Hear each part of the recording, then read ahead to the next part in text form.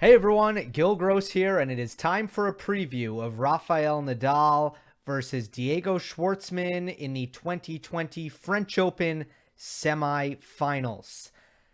This will be the 11th meeting between these two. It will be the first semifinal appearance for Diego Schwartzman. Rafa Nadal has never not won Roland Garros after reaching this stage in the tournament. The head-to-head is 9-1 in favor of Nadal, but it's kind of a misleading 9-1 because Schwartzman has often pushed him and often taken sets off of Rafa Nadal. Plus, of course, the real elephant in the room is that Schwartzman beat Nadal in Rome, in Nadal's only loss since coming back in his only tournament since the pandemic pause.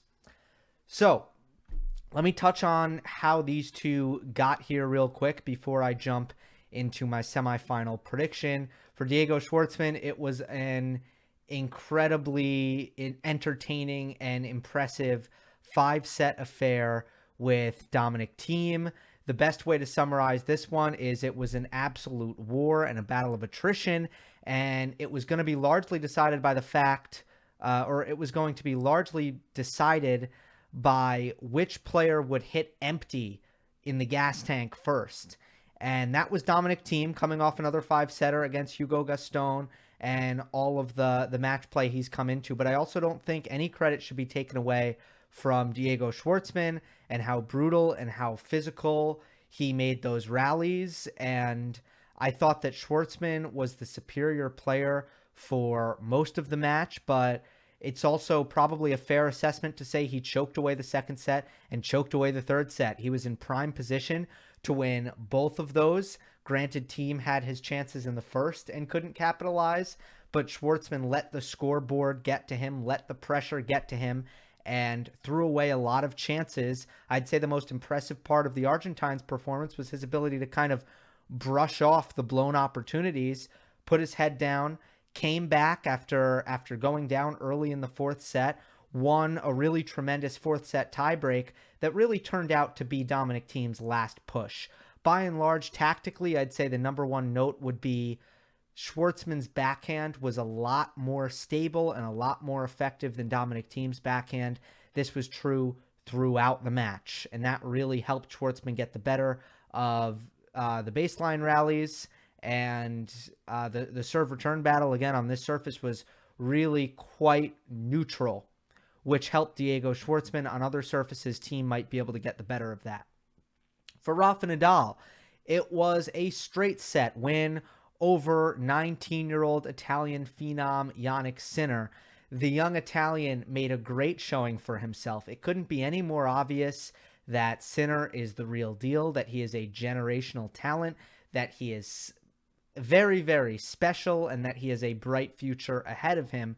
It was, in my opinion, very impressive for Rafa Nadal to come away with this in 3 sets and not waste any energy, and that could be key in this semifinal. But for Nadal, I thought he was very nervous in this match, and I don't think that Rafa will get a lot of credit for this, but it is not easy to play a teenage prodigy. That is a lot of pressure for anyone, but particularly a player who is already established and already a legend such as Rafa Nadal, to play someone who is being billed as the next best thing.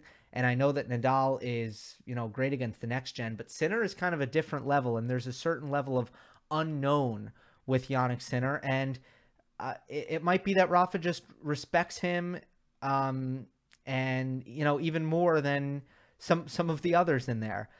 So they hadn't ever played, if I'm not mistaken, and I do think that Nadal was a little bit nervous.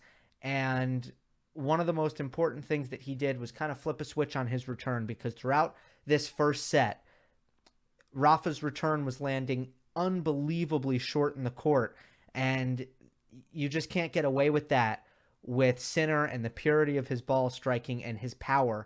And Sinner served for that first set 6-5, and Nadal really upped the level on the return, broke serve, forced the tiebreak. It was a loose tiebreak by Sinner, and that kind of trend went into the second set, where Sinner he hung on and he was right there, and it seemed like it was a really competitive match in all aspects. But in the end, in the pressure moments, Sinner was loose, and he was generous, I'll say, with his unforced errors in some of the bigger moments. Then in the third set, we saw what happened when Nadal released the tension, and he got a lot more offensive, a lot more effective on the forehand side, made Sinner defend more, and ran away with it. So a really positive result for Nadal, especially that escape that he managed to pull off in the first set with his back against the wall, upping the level a bit, which brings us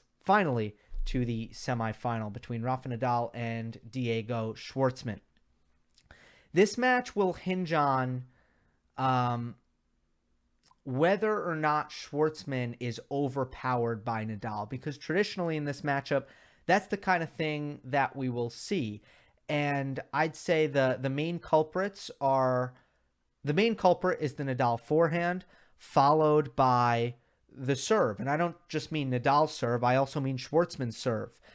So, just in comparison, and I know that this is rare with a Rafa Nadal match, but Nadal actually can normally get a lot more out of his serve than Schwartzman.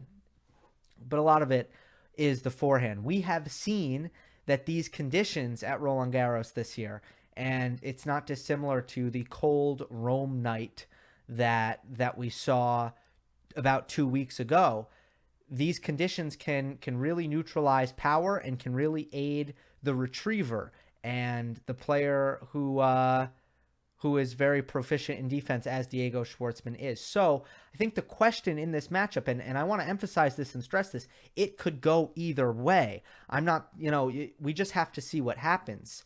The question is, will Diego Schwartzman look underpowered in this matchup as he has traditionally? So the way Schwartzman can win is he's able to neutralize the serve and the forehand, and his court coverage is really causing Nadal problems, as is his return, which is a problem for a lot of players. And if he can neutralize the serve plus one play, and just Nadal's power baseline play writ large, that's where Schwartzman can use his tremendous point construction, his superior mobility, because he's a better mover than Nadal at this stage in their careers, and perhaps his superior shot tolerance. It is possible. And again, that's something that I could see going either way, but I think it's possible that Schwartzman will have an edge in the long rallies, and he'll be able to hang in and take less risk as the rally progresses, and he can win those baseline slogs, which he's, by the way, just excellent at engaging in because of his defensive abilities and his abilities on the return of serve. With that being said, if Nadal drops his forehand short, Schwartzman has the capability to take the initiative and really make Nadal pay for that, even if it's on Schwartzman's backhand wing. The Diego Schwartzman backhand is one of the most underrated shots in the game. And if Nadal's returns are landing short, or if Nadal is playing short on the ad-court, cross-court rally, Schwartzman will step in with his backhand and make Nadal move. Schwartzman has a great ability to change direction and redirect. And if he's playing with more confidence than Nadal, and Nadal is kind of playing his safe directionals cross-court, meanwhile Schwartzman is cutting off the court, taking the ball early and redirecting, we could see Nadal be the one getting pushed around. It's going to be up to Nadal, I believe, to match Schwartzman in terms of his aggressiveness and his willingness to redirect the ball. And that's going to be a lot about confidence and how these two come out. But none of that will matter if the Nadal forehand can really leave an imprint in this match. And that's what I'll really be looking to see. It's about Diego's movement and his court coverage, but it's also about the court conditions. Here's what I think how Nadal wins the match. And again, I'll be keeping an eye out for his serve, because he did not serve well in Rome. I haven't been overly impressed with Nadal's serve throughout the tournament. Schwartzman kills second serves. He's just an excellent returner of second serve. And I don't think anyone who's played Diego Schwartzman in this tournament has won over 50% of their second serve points. So I'll be interested to see how Nadal hits his first serve, how aggressive he is with it, and if he can actually make headway. It is possible that Schwartzman is such a good returner that Nadal is not able to make a lot of progress, even if he makes his first serves. That is yet to be seen. The number one thing, as I think I've made very clear, is Nadal's forehand has to be better than Rome. Again, Schwartzman was winning the cross-court rally on the ad court in Rome. That's a pattern that Nadal should be able to win under normal circumstances. He just needs to hit his forehand better. But I think this will be key, this last point that I have, which is that Nadal will likely need to use his drop shot and his net play to help him finish points. I think that with Schwartzman's movement and his court coverage, likely the best way to find offense will be if Nadal can first push Schwartzman back, and then if and only if, or when and only when, he accomplishes that, that's when he can either use the drop shot or he can approach the net and finish with the volleys. I think he might need a little bit of help with his variety to finish points against Diego Schwartzman, not dissimilar to what Novak Djokovic had to do against Pablo Carreno Busta. Similar matchup there, and Djokovic just had to go to net more than usual to finish points and use the drop shot. So I think it's possible that Rafa will have to deploy those two tactics in order to help him finish points. It also should not go unsaid that this is the biggest stage that Diego Schwartzman has ever been on at the Grand Slam level, and I'm really not sure how he's going to handle it. And I think that we did see him, of course, have trouble in some of the bigger moments against Dominc Thiem in his quarterfinal matchup. So that is something to keep an eye on. Another thing to keep an eye on is just the physicality. I mean, that was 5 hours, 6 minutes, or was it 5:09? It was either 5:06 or 5:09, either this way or that way, if you know what I mean. But regardless, I mean, it was as physical as it gets. Now, Schwartzman looked a lot more spry, a lot more lively by the end of it than Thiem, but it will be interesting to see if there's any residue there. So I think that there's definitely a little bit more question of how Schwartzman will come out versus how Nadal will come out. And I'm not 100% certain that Schwartzman is going to put forth a performance that will prove to be his absolute best. I think there's a chance that he doesn't. But hopefully this is a good one. I think it has the potential to be a very good one. I am feeling Rafa Nadal in 4 sets. Hope you enjoyed. Don't forget to subscribe. I'll see you next time.